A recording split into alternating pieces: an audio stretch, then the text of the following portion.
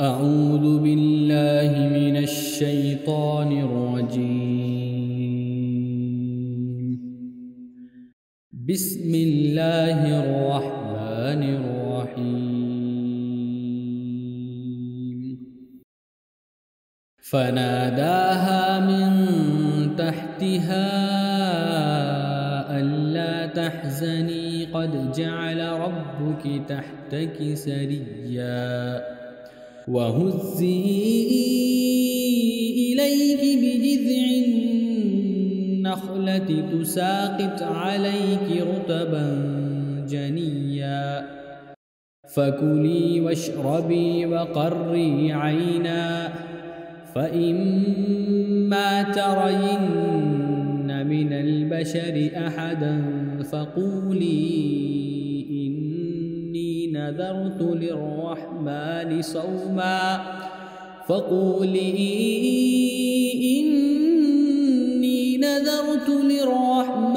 صوما فلن أكلم اليوم إنسيا فأتت به قومها تحمله قالوا يا مريم لقد جئت شيئا فريا يا أخت هارون ما كان أبوك امرأ سوء وما كانت أمك بغيا فأشارت إليه قالوا كيف نكلم من كان في المهد صبيا قال إني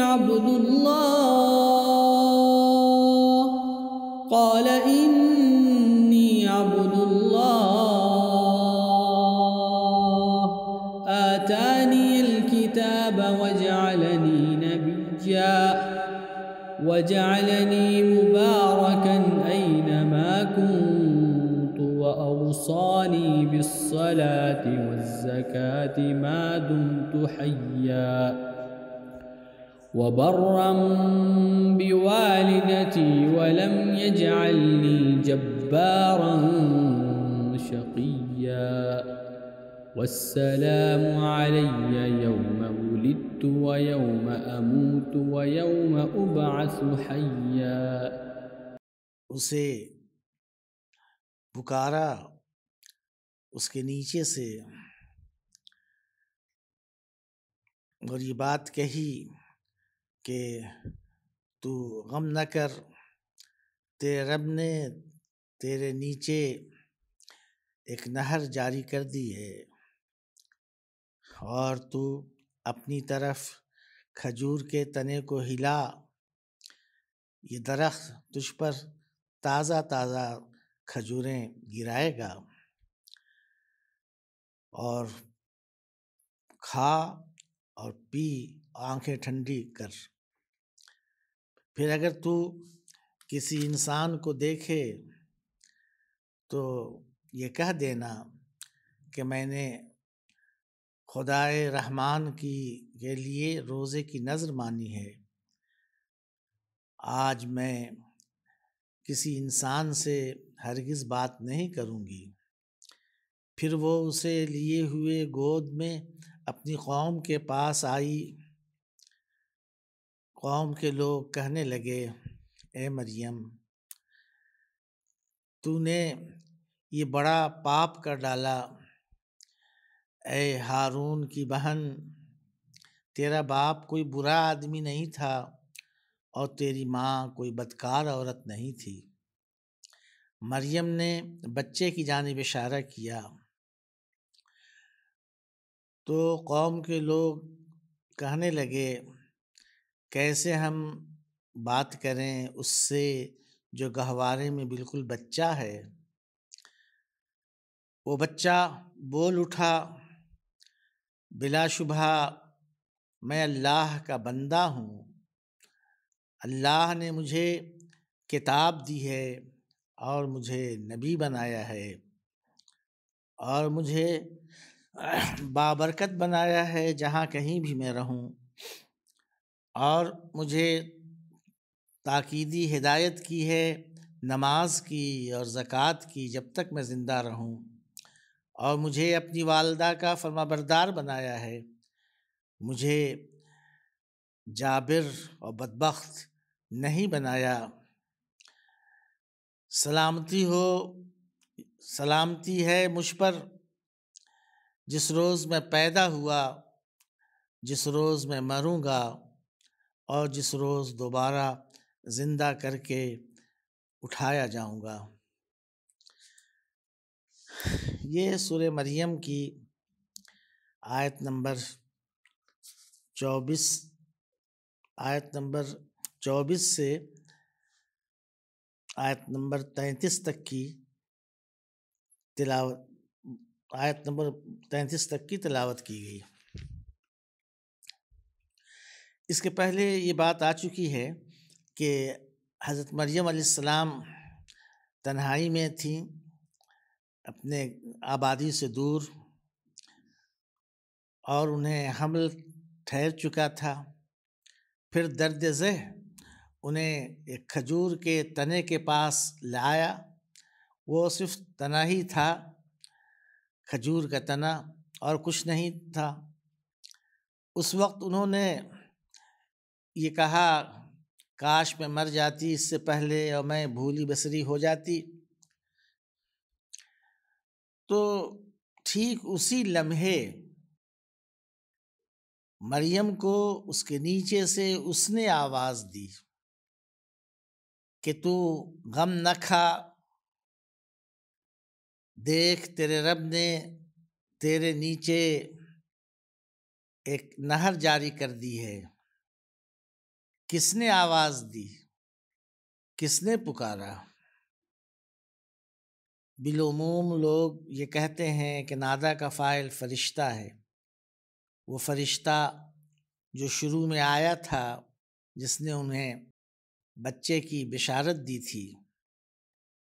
لیکن کہاں وہ فرشتہ کب آیا تھا اور چلا گیا؟ ساتھ ساتھ فرشتہ نہیں ہے، وہ بات ہوئی، ختم ہو گئی، انہیں حمل ٹھہر گیا، اور وہ اس بچے کے حمل کو لیے ہوئے ایک دور دراز جگہ میں چلی گئیں۔ ضمیر قریبی چیز کی طرف پلٹتی ہے، اور قریبی چیز کیا ہے؟ وہ بچہ ہے جس کا حمل وہ لیے ہوئے ہیں، وہ ساتھ ساتھ ہے، اسی کے حمل کو اٹھائے ہوئے وہ دور دراز علاقے میں چلی گئی، اور پھر اسی کے حمل کی پیدائش کے وقت گویا انہیں درد اٹھا ہے، تو وہ بچہ ساتھ ساتھ ہے۔ اس لیے اس کا فاعل اگر بچہ بنایا جائے، یعنی حضرت عیسیٰ کو بنایا جائے، تو یہ زیادہ مناسب بات ہے، اور اس سے ان کو تقویت بھی زیادہ ہوگی۔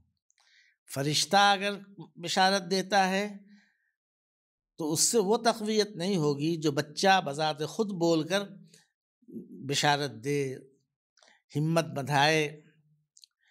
تو جن مفسرین نے اس کا فاعل حضرت عیسیٰ کو مانا ہے، وہ ان کی بات زیادہ قابل ترجیح ہے۔ یعنی بچے نے پکارا، یعنی جس وقت انہیں درد ذہ ہوا ہے، اس کے بعد سے بیچ میں گویا ذکر نہیں کیا گیا، بچہ پیدا ہو گیا، اس کی پیدائش ہو گئی ہے نا، ولادت اس کی ہو گئی، اور اس وقت وہ کہتی ہیں کہ کاش میں ختم ہو جاتی، یہ دن دیکھنا نہ پڑتا، اب تک تو حمل کو میں نے کسی طرح چھپایا، لیکن اس بچے کو لے کر میں کیا کروں گی اور کیسے چھپاؤں گی؟ ٹھیک اسی لمحے، اسی وقت حضرت عیسیٰ علیہ السلام بول پڑے ہیں کہ امی جان آپ غم نہ کھائیں، پریشان نہ ہوں، دیکھیے اللہ تعالیٰ کی طرف سے آپ کے لیے کیا کیا عنایتیں ہیں اور کیسی کیسی رحمتیں اور برکتیں ہیں اس کی، آپ ذرا بھی غم نہ کھائیں۔ آپ ذرا دیکھیے تو کہ آپ کے نیچے آپ کے رب نے ایک چشمہ جاری کر دیا ہے، چشمہ جاری ہو گیا۔ جس طریقے سے وہ درخت تھا اور درخت کا صرف تنا تھا، وہاں سہارا لینے کے لیے وہ جا بیٹھی تھی، اسی طرح سے اب وہ بچہ کہہ رہا ہے کہ آپ کے بالکل نیچے قریب میں چشمہ اللہ تعالیٰ نے جاری کر دیا ہے۔ یہ اس کی عنایت ہے، اللہ تعالیٰ کا کرشمہ آپ کے لیے ظاہر ہوا ہے، آپ کو پریشان نہیں ہونا چاہیے۔ یہ گویا حضرت عیسیٰ یا وہ نومولود بچہ جو بول رہا ہے وہ ساتھ ساتھ ہے۔ فرشتہ پہلے آیا تھا اور وہاں سے پھر فرشتہ چلا گیا ہے۔ حضرت مریم نے ایک سفر کیا ہے لمبا، لگ بھگ 12 میل کا، اور پھر وہ ساتھ میں یعنی بچہ ساتھ ساتھ ہے۔ ضمیر کا مرجع قریب ترین چیز کی طرف پلٹانا یہ زیادہ بہتر بات ہے۔ چنانچہ اللہ تعالیٰ کی طرف سے ایسا لگتا ہے کہ کوئی چشمہ رہا ہوگا، کوئی نہر رہی ہوگی جو سوکھی پڑی تھی، اللہ تعالیٰ کے جو ہے کہ قدرت کا کرشمہ کہ اس میں پانی آ گیا۔ وَحُزِّی الیک، دوسری بات یہ کہی بچے نے کہ یہ جو درخت ہے اس کے تنے کو آپ ہلائیں، یہ آپ کے اوپر تازہ تازہ کھجوریں گرائے گا، آپ کے اوپر تازہ تازہ ٹوٹی ہوئی توڑی ہوئی کھجوریں ٹپک پڑیں گی۔ تو یہ دوسری بات کہی۔ اس سے بھی ایسا لگتا ہے کہ وہ تنا جو صرف تنا تھا اور اس میں برگوبار نہیں تھے، اللہ تعالیٰ نے اس میں برگوبار پیدا کر دیے، وہ پھل سے لد گیا اور ماں سے کہا کہ دیکھیے یہ چشمہ ہے، یہ درخت ہے، آپ اس کو ہلائیں اور تازہ کھجوریں کھائیں۔ اس موقع پر اس یعنی ولادت کے بعد عورت کے لیے بہت ہی مفید چیز ہوتی ہے، وہ ایک طرح سے اس کے لیے اچھوانی کا کام کرتی ہے۔ حضرت مریم کے پاس وہ طاقت کہاں کہ کھجور کے درخت کو ہلا سکیں، بس اپنی طرف ہلائیے تو دیکھیے گا کہ وہ درخت جو ہے درخت سے تازہ تازہ کھجوریں ٹپکیں گی، گریں گی۔ حضہ کا صلہ لغت والے گرچہ لکھتے ہیں کہ بے ہے جس کو ہلایا جائے، لیکن تحقیق سے معلوم یہ ہوتا ہے کہ حضہ کا مفعول بھی ہی آتا ہے۔ یہ بے جو ہے یہاں لے آئے ہیں اور فعل کے ساتھ لازم کا سا معاملہ کیا ہے۔ کبھی کبھی متعدی فعل کے ساتھ لازم کا معاملہ کرتے ہیں، گویا ہلانے کا عمل کریں۔ بجز نخلہ، اس کو نخلہ کے کھجور کے تنے کو پکڑ کے ہلانے کا عمل کریں آپ، تو آپ دیکھیں گے کیا دیکھیں گی کہ کیا کرشمہ ظاہر ہوتا ہے۔ یا پھر بے کو ہم زائد مانیں اور اس تاکید کے لیے مان لیں۔ کبھی کبھی بے فعل سے مفعول بہ کے تعلق کو زیادہ نمایاں کرنے کے لیے بے داخل کر دیتے ہیں، جیسے وَلَا تُلْقُوا بِأَيْدِيكُمْ إِلَى التَّهْلُكَةِ، آپ کھائیے پیجیے اور یعنی آنکھیں ٹھنڈی رکھیے، یعنی مجھ کو دیکھ کر، اپنے بچے کو دیکھ کر آپ آنکھیں ٹھنڈی رکھیں، آپ خوش ہوں۔ آنکھوں کا ٹھنڈا ہونا یہ خوشی کی تعبیر ہے۔ پھر یہ بھی کہا کہ اگر آپ کو کوئی انسان نظر آئے، کسی انسان کو دیکھیں، تو آپ کہہ دیں کہ میں نے روزے کی نظر مانی ہے، اس لیے میں اب آج کسی انسان سے بات ہرگز نہیں کروں گی۔ اس کے اندر یہ بات بھی ہے کہ اگر کسی انسان کو دیکھیں، فَإِمَّا تَرَيِنَّ مِنَ الْبَشَرِ أَحَدًا، یہ جملہ بتا رہا ہے کہ اس پورے عرصے میں وہ تنہائی میں ہے، کوئی ان کے آس پاس نہیں ہے، اور اب آئندہ اگر کوئی نظر آتا ہے تو اس وقت آپ یہ بات کہیں۔ اما یہ ان اور ما ہے نا، ان شرط پہ ما داخل ہو گیا تاکید کے لیے، اس کے بعد مضارع مشدد نون مشدد کے ساتھ مضارع اثقل آیا کرتا ہے۔ تو اس میں یہ بات بھی ہے کہ آپ روزے کی نظر مان لیں، اور بتائیں اگر کوئی نظر آتا ہے تو کہ میں نے روزے کی نظر مانی ہے، میں کسی سے بات نہیں کروں گی۔ اس سے پتہ یہ بھی چلتا ہے کہ پچھلی شریعتوں میں روزے کی شرائط میں سے خاموشی بھی تھی۔ اب اس کی کیا تفصیلات ہیں اس کا ہمیں علم نہیں۔ چنانچہ ان کو اطمینان ہوا اور اس بچے کو لیے ہوئے اپنی قوم کے پاس وہ آئیں۔ تو لوگوں نے کہا اے مریم بچے کو دیکھ کر کہ تو نے یہ کیا کیا، کیسی حرکت کر ڈالی، یہ بچہ تیرے گود میں، یہ کہاں سے کیسے؟ ظاہر ہے کہ مریم غائب تھی چند دنوں سے، تو لوگوں کو تشویش تھی، کہاں چلی گئی، کدھر مریم چلی گئی؟ اچانک مریم گود میں بچہ لیے ہوئے نمودار ہوتی ہیں تو جنگل کی آگ کی طرح سے بات پھیل گئی ہوگی اور سب لوگ اکٹھا ہو گئے ہوں گے اور سب کو بہت تعجب ہوا۔ لوگوں نے جیسا دنیا میں ہوتا ہے، ایک کنواری لڑکی کی گود میں بچہ دیکھ کر لوگوں نے بدگمانی کی اور کہا کہ مریم یہ تو نے کیا کیا، یہ تجھے عجیب و غریب حرکت کر ڈالی، جس کا تجھ سے کوئی اندیشہ نہیں تھا، تو نے معمول کے خلاف یہ کام کر ڈالا، تیری عادت و فطرت جو ہے ایسی نہیں تھی۔ تو گویا اس بات پر حضرت مریم نے مزید اور بھی یہ کہا کہ ہارون کی بہن، تیرا باپ کوئی برا آدمی نہیں تھا اور تیری ماں کوئی بدکار عورت نہیں تھی، یہ بیماری تیرے اندر آئی کہاں سے؟ باپ بھی نیک، ماں بھی نیک، یہ اتنی غلط عادت باپ کی طرف سے بھی نہیں آ سکتی، ماں کی طرف سے بھی نہیں آ سکتی، یہ حرکت تو نے کیسے کی، یہ بچہ تیرے گود میں کیسے آیا، کیسے پیدا ہو گیا؟ ہارون کی بہن، ممکن ہے کہ اس نام کا ان کا کوئی بھائی ہو، اور یہ بھی اس کا مطلب ہو سکتا ہے کہ حضرت ہارون علیہ السلام کے خاندان اور قبیلے سے ان کا تعلق ہے، تو مطلب یہ ہے کہ ہارون کے خاندان کی بیٹی، ہارون جیسے عظیم نبی کا خاندان، اس کی بیٹی، یا ان کا کوئی بھائی ہو، ہارون جیسا کوئی اللہ والا شخص، اس کی بہن ہو کر تو نے یہ کیا کیا؟ تیرا باپ بھی بہت نیک آدمی تھا، تیری ماں بھی بڑی اچھی تھی۔ حضرت مریم نے بڑی خاموشی سے بچے کی طرف اشارہ کیا، فاشارت الیہ، بچے کی جانب اشارہ کیا۔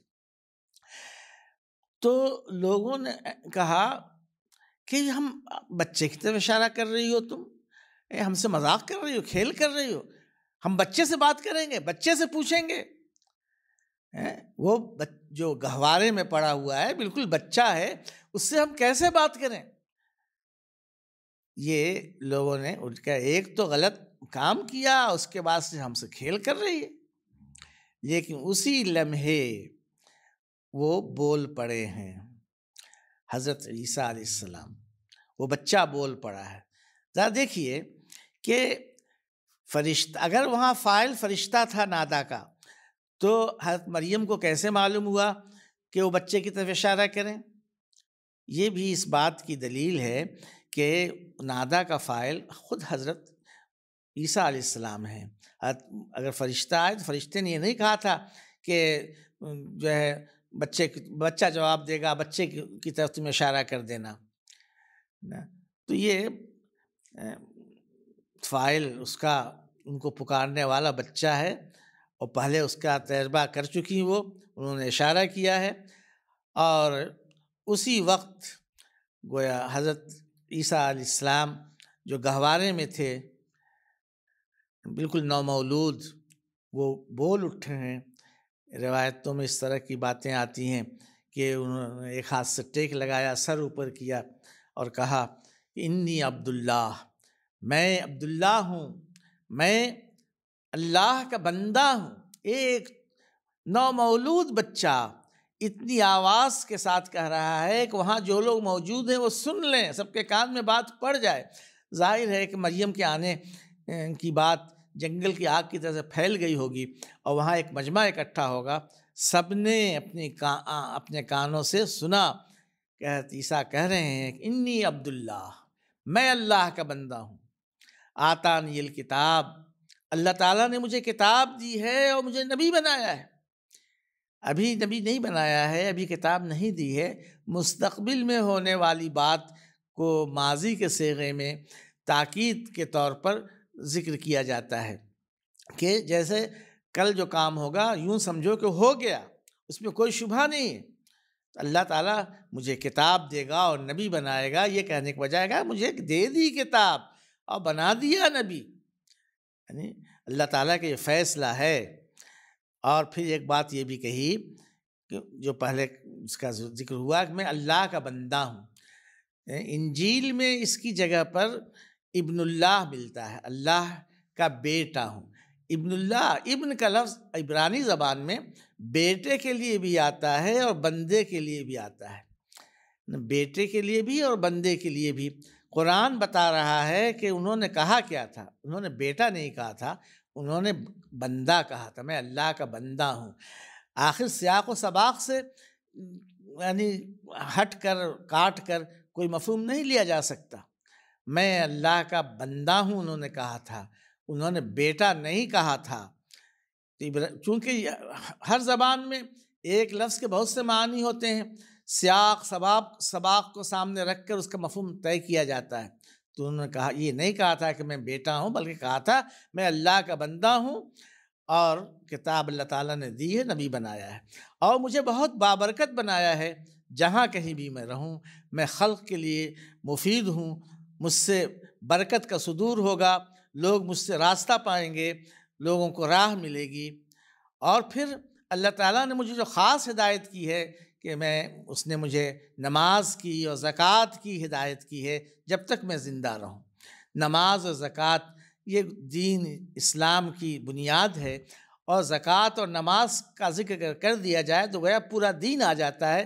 نماز سے اللہ تعالیٰ سے تعلق درست ہوتا ہے اور زکوٰۃ سے اللہ کے بندوں سے انسان جڑتا ہے صحیح طریقے سے، اور نماز اور زکوٰۃ کہہ دینے سے پورا دن آ جاتا ہے۔ اللہ تعالیٰ نے مجھے اس کی ہدایت کی ہے کہ میں اس کو کام کو کرتا رہوں، اور مجھے میری والدہ کا فرما بردار بنایا ہے، نافرمان نہیں بنایا ہے۔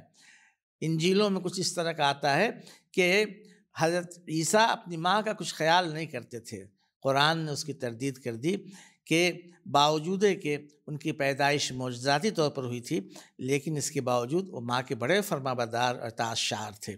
پھر یہ بھی کہا کہ اللہ تعالیٰ نے مجھے جبار، شقی، ظالم اور سرکش اور بدبخت نہیں بنایا ہے۔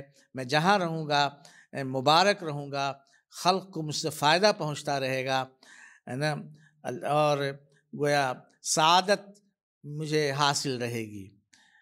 اور پھر آخر میں کہا کہ سلامتی ہے مجھ پر، جس روز میں پیدا ہوا مجھ پر سلامتی رہی ہے، اور اس روز بھی سلامتی رہے گی جس روز میں مروں گا، اور اس دن بھی جس دن میں دوبارہ زندہ کر کے اٹھایا جاؤں گا۔